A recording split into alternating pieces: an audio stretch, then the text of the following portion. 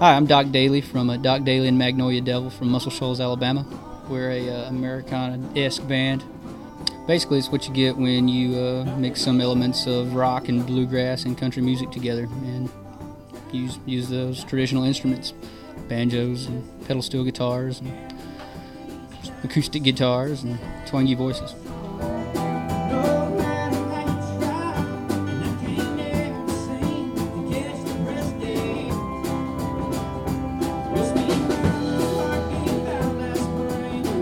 Getting some good radio play and a little bit of press attention for victims, enemies, and old friends.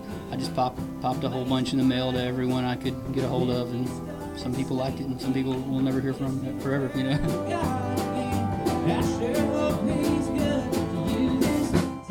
you played Tuscaloosa before, just kind of, can you talk about like where you played? Yeah, we played at Egan's a few times, and I played there solo before. But we get a real good response usually. You got to have an independently owned club that will help original acts get off the ground. If you don't book any original acts, you're not going to have a scene in your town, you know. So luckily you guys have Egan's. I know everybody's played there that does original music at some point in town, you know. And yeah, we used to have Old Town Tavern up there, but it's no more. And there's really not a good venue for original music in the Shoals area right now, but maybe something will pop up. Oh, you understand. Sometimes life ain't like a movie. So do you? The response y'all get when people hear that you're from Muscle Shoals? Yeah, people usually have heard of it for some reason. We get a pretty good reaction. Most musicians have an idea of what Muscle Shoals music sounds like. It was a big recording town back in the 60s and 70s, and yeah, we don't really sound anything like the classic soul that came out of Muscle Shoals back then, but just the fact that you live in a town full of musicians and there's studios, there's a whole bunch of studios everywhere. It just, I guess, when you're a kid interested in music, you realize all that stuff's there, and you kind of start investigating. Nowadays, of recent years, it's a lot easier for bands in the South or anywhere where traditionally it was like you had to be from New York, Nashville, California to get a lot of notoriety. But the internet, I guess, has something to do with these small town bands getting more notoriety. Can you talk about? Sure, the internet made the world very small all of a sudden, and you don't have to necessarily move to one of the industry cities. You don't have to move to Austin or Nashville or LA or New York. You can,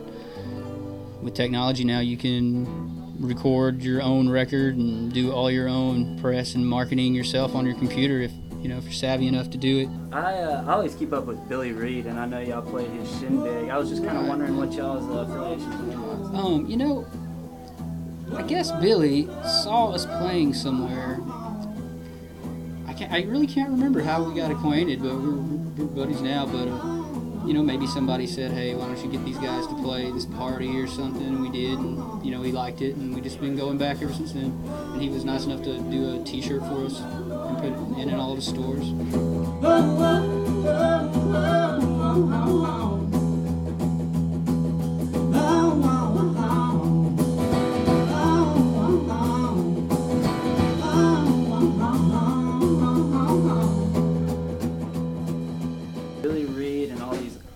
Artists popping up, like what's going on in Florence where all this cool stuff's happening? It's really weird. I think it's just been building for years and years and years, and occasionally someone would be, a local person would be in the news, in a more major way, outside of our own town. But I don't know. Yeah, I guess Billy, when he came, and then some cameras came to town, and they liked it, and then they started paying attention, and pretty soon, there's all kinds of people in town looking for bands, and it's really weird. I don't know.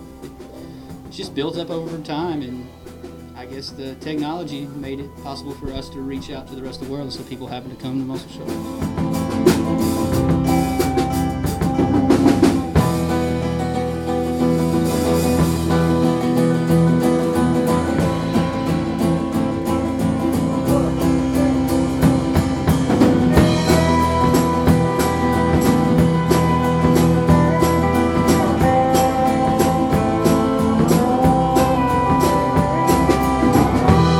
Hey stranger, I don't know you, and I won't hold you. Hey stranger, you don't know me, stay with me. Hear the train winding across the telephone line, no soon crying.